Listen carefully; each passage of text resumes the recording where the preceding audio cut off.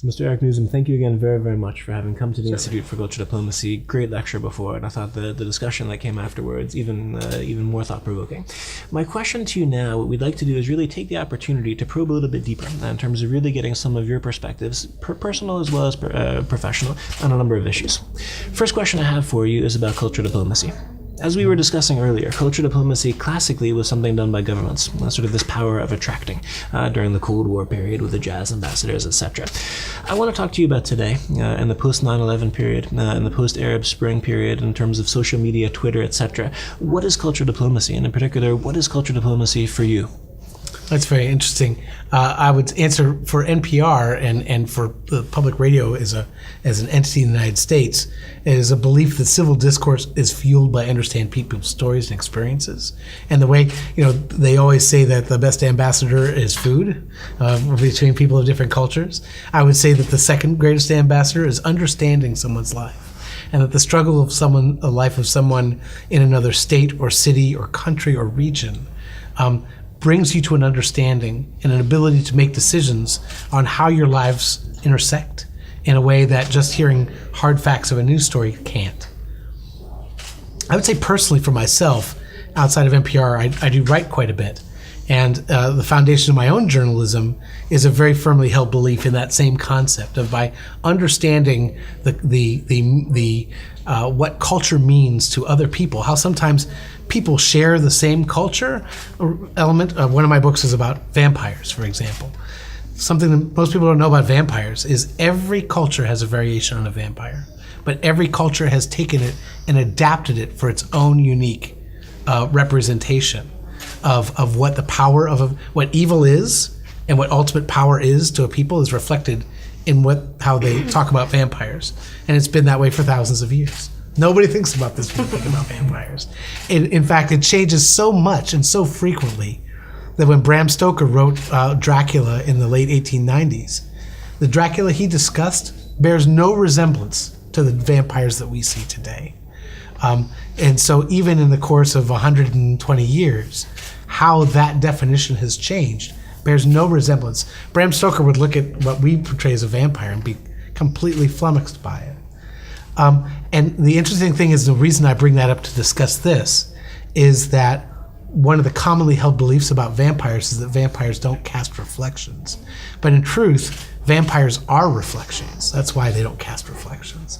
They represent the people that create the myth and the lore around them. And I always say that if you want to understand someone, look at their vampires.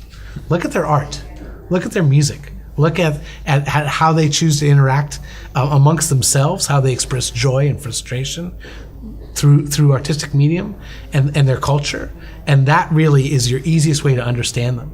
And in a world where we talk about the world shrinking, we're really getting in each other's business so much, and that could be a good thing. And the way that you understand someone is by taking the time to understand how they express themselves, how they express their unity as a group. You made some interesting comments in your lecture also about sort of the unique opportunity that radio has as also a bridge of understanding as opposed to TV or other mediums. What's special about radio in terms of really allowing for understanding to take place? People often say that when you lose one sense, your other senses become heightened. For example, someone who lacks the ability to see might hear more acutely, not because they can have a superpower, but because they're paying more attention. Someone who is unable to see might also smell things differently or what have you. And if you take radio as an audio medium and you say that the only way you're going to experience the world is through hearing it, you experience it in a sense of intimacy and clarity that the rest of your senses would be a distraction. What you see is a distraction. If you could smell radio, it would be a distraction, obviously. But when you're just have to focus on what a voice is telling you, the sounds of that space, sometimes they can create a much deeper and more vivid impression on you than if you sat and watched it yourself. It's a clarifying and a focusing experience, which gets you to be paying attention to someone's ideas and someone's experiences and their troubles in a way that you can't, even in a conversation. Very interesting point also in terms of a best practice that maybe could be applied when one is practicing culture diplomacy in terms of this importance of actually listening through that medium. Second question related to that is, let's talk about specifically the USA. Now, you're American. National Public Radio is an American organization. America, for a long time, has been really one of the pioneers when it came to culture diplomacy in the Cold War period, sending jazz musicians, etc. What would you recommend in terms of American culture diplomacy today? If the USA could do anything in terms of culture diplomacy, assuming their goal was to build understanding and trust, what could they do? How would you look at cultural diplomacy of the future from an American point of view? It would be nice to see the United States participating more in that kind of activity than it does. I was just at lunch talking to someone from the embassy who's a cultural officer at the embassy, talking about how their role has changed so much from, instead of being a cultural diplomat, because that used to be a role of what they did, into now they are much more of a PR agency, kind of managing the schedules and speeches, and the interesting thing, culture really is a unifying force, and the interesting thing is that to me is that in the recent wars, the USO work, even to remind people who are stationed in a far off place of what their culture is, by bringing that culture to them. We're much more likely to do that for servicemen who are stationed around the world than we are to bring that same sense of culture to the people who are in those regions living there as well. So it'd be nice to see that participate more. I think that the interesting thing is that right now, we as a country and in many respects the world are so focused on access to information, being able to, for people in throughout the world to participate in digital culture, to be able to participate in the sharing of information, but very little emphasis is placed on what that information is relative to the importance of getting it. And I agree, that's very, very important, having people being able to engage and participate in the world. Upstairs we were talking a little bit about the role of Twitter in recent news events, specifically in the Middle East.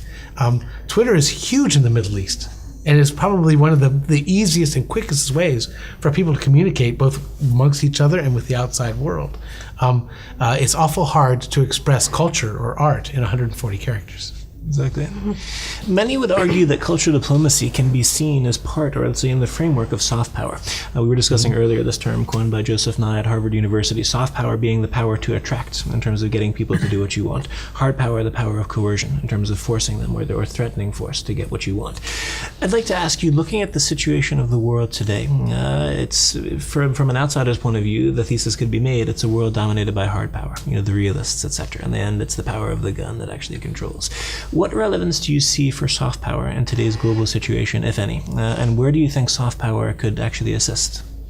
It's a very interesting term and way of looking at the world with hard and soft power. I think that most of that now is driven through commerce. That the latest Brad Pitt movie, for example, or the latest Justin Bieber album, whether you are, Anne Frank, who obviously, according to Justin Bieber, been a fan. It's a unifying force, but it's very commerce driven. Yeah. It's not driven by Justin Bieber is not touring the world because he wants to share a set of ideas or increase belief. He's there because a bunch of young people want to buy his record and see him, and it's a commercial activity. And I think that some of that work still gets done, but perhaps not for the reasons that you would want them to aspire to do it.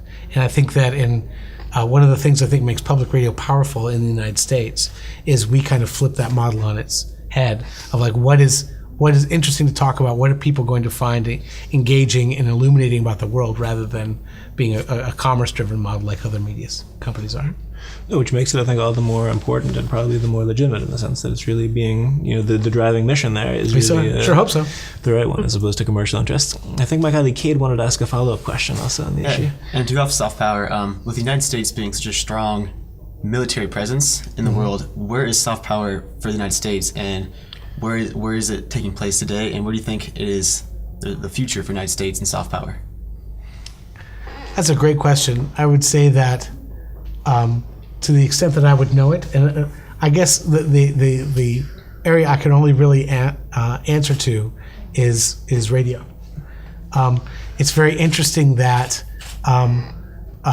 if you look at what attracts people to ideas and what attracts people to if soft power is really kind of like the allure of culture and of cultural understanding, you look at the role that radio plays in that and audio plays in that, and a lot of those those battles are happening on tiny little devices or on tiny little FM radios in some parts of the world. It's amazing how important. We've been recently paying a lot of attention with our partners at TED.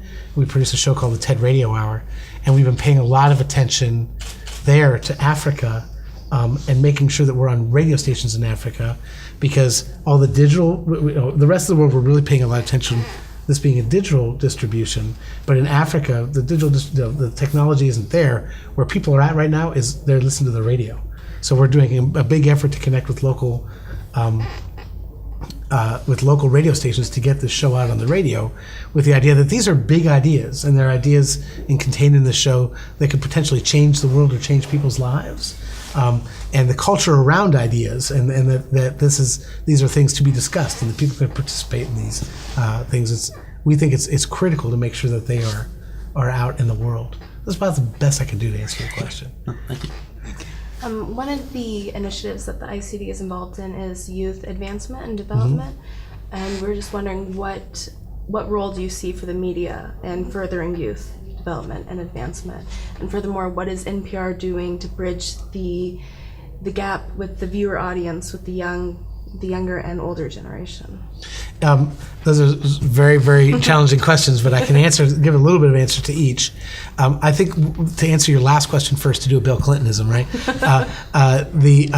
We try to be where listeners are. So if we want to engage young people, we need to be where they are, not expect them to come to us. It's the same attitude we have towards distribution in Africa, for example, of making sure that we go where they are rather than sit there and drum our fingers until they get smartphones, right?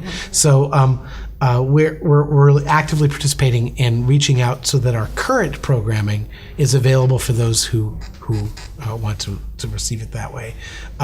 Another thing that we do is there are a number of initiatives we have which are focused on taking our flagship programmings and infusing more voices of culture into them. People from different age groups, different political persuasions, different geography, different race and ethnicities, that we are able to surface and raise those voices. The interesting thing about the United States is when you look at younger people in the United States, they're much more racially diverse. The people who can just check one box in a form is getting smaller and smaller. My own child reports 2 races. As something that I would never have thought would be part of my life, for no other reason other than I just didn't anticipate it. But that change is happening so rapidly, where people are checking 2-3 different boxes on a form to describe themselves in the United States. And so therefore, when you want to speak to a younger audience, you have to do it with an authentic voice, an inclusive voice that's surfacing their experiences as well. So that's really a fundamental part of where NPR is heading in the United States. We also, in addition to that, of making sure that our regular core programming includes those voices, we also have a number of initiatives. Radio Rookies, which is based at WNYC in New York, which is basically a boot camp for young people who want to be digital and radio reporters for us. That they go and they learn how to tell stories, they learn the importance of editing. Everyone needs an editor, right? No one wants to admit it, but everyone needs one. And and then we take those efforts and we distribute them widely through our programming. Another initiative, an inspiring initiative based in Berkeley, California, called Youth Radio, is another example of taking kids who live in Oakland, California, Berkeley, California, and teaching them how to be reporters, not so they can cover city council meetings or policy forums, but so they can share with the world their life experience, which is, I tell you, it's you can look up a Radio Rookies material online and listen to it. It's spellbinding to hear. It's a view into a world that you would otherwise never experience. And it's unpredictable, and it's refreshing, and it illuminates things without even really self-consciously trying to. When you just give the power of giving someone a microphone and a recording device and encouraging them to share their life with other people is one of the most powerful acts you can do for that person. So doing that with young people is a really, really important part of not only giving them a voice, but making sure that voice gets heard. Well, Eric, thank you very much for having come. I think the word refreshing, I'll take a word you just used, is definitely a good way of summarizing, I think, the spirit of this interview as well as the lecture upstairs, as well as inspiring. I think really we commend you also for the work you're doing at NPR, and we look forward to continuing the collaboration, and we wish you also all of the best as you get more and more international. NPR Berlin, and hopefully it will continue in that way. Excellent. Thank you very much for coming. Absolutely. Thank you. All right. Well, you guys are gluttons for punishment.